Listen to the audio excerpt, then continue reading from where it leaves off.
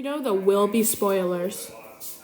Guys, welcome back to another episode of Critical Entertainment. I'm your host Nick, and today we have a recurring guest from last video. Hello. Well, today we are talking about Inside Out 2. Yeah. And stick around to the end because I have a very big announcement. So, without further ado, let's get into it. So we saw Inside Out last Friday, and I've got a few things to say. So I'm gonna tell my input, and then she's gonna give her input, and we're just gonna have great time here. So here's what I think about Inside Out 2. It was amazing. It was. So you start off, you see Riley. Riley is a teenager now. Sorry.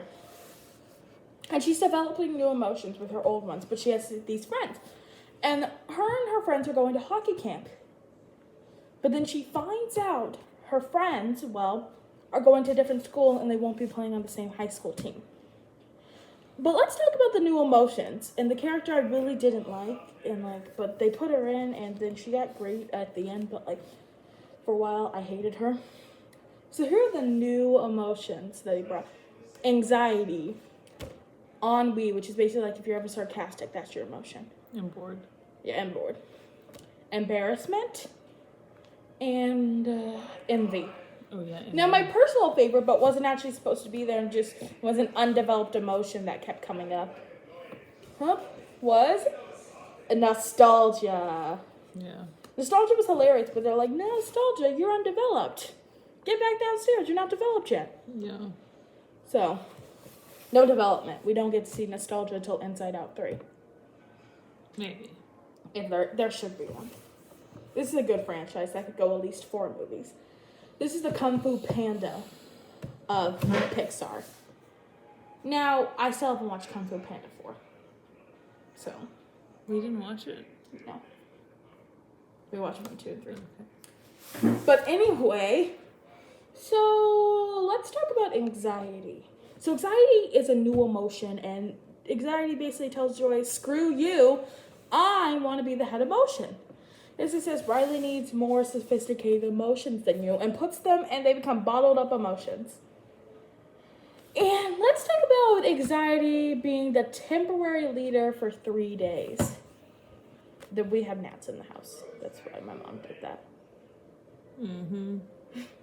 I don't know if I should be telling them we have gnats in the house, but...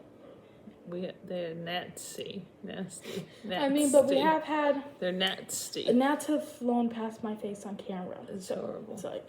I'm fighting them. I'm killing them. All right, keep going. But, what was I talking about?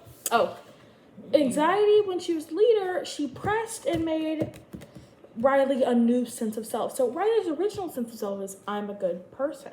Well, anxiety decided to throw that sense of self out and create this new one. So as she's manufacturing this new one, she's using all these anxiety memories. These memories of anxiety. And I really liked the message they tried to captivate, which they did, is they had spent 13 years building Riley's sense of self. But it only took 3 days to build her a new one.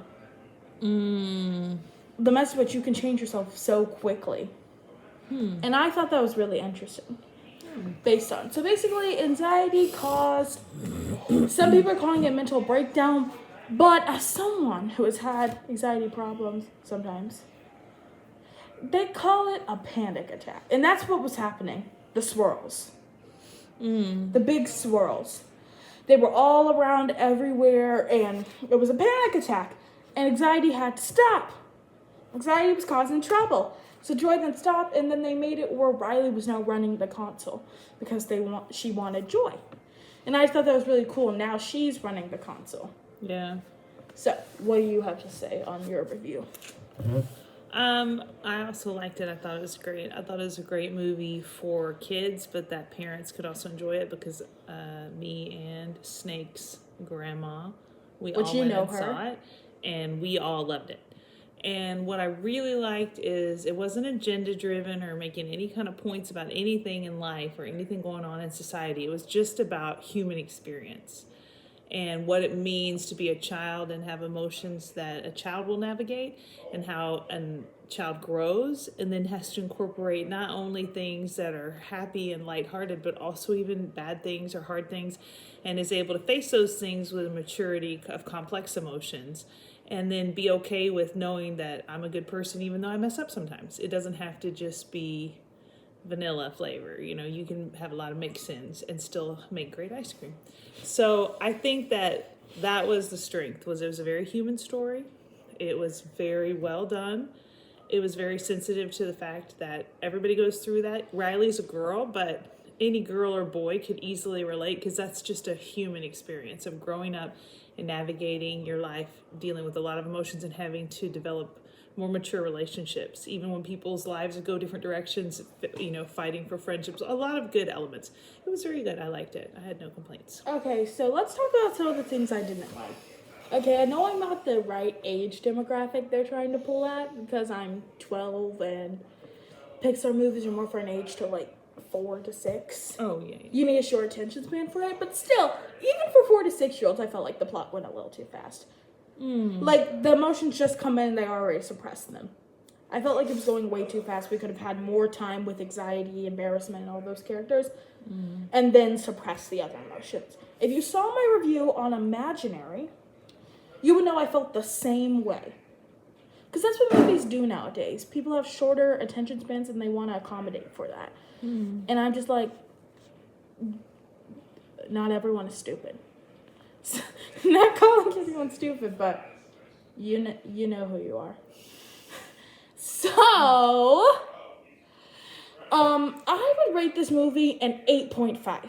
Yeah. It was a good story, went a little too fast for my liking, but maybe someone else would be like, it was the greatest project I've ever seen! But it was an 8.5 in my opinion. But now, the announcement we have all been waiting for. I will now be releasing music on my channel. Woohoo! What kind of music? Mostly raps, but maybe some songs, but mostly raps. Awesome. I already have one prepared called Black and White. I hope it gets some views. Now, this won't be like my usual weekly content. I won't be posting a new song every week. Every song, I might put it on. I might post it like 3 weeks in advance and have it drop, and I'll talk about it for a while.